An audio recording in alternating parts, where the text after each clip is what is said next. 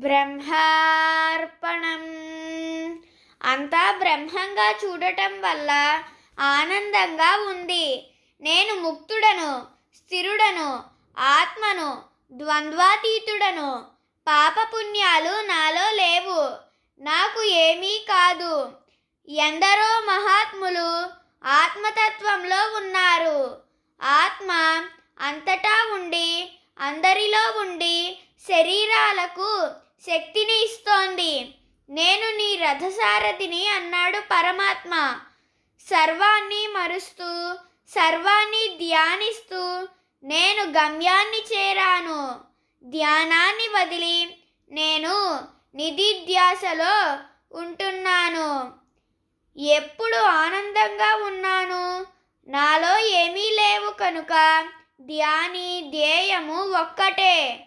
బ్రహ్మార్పణం.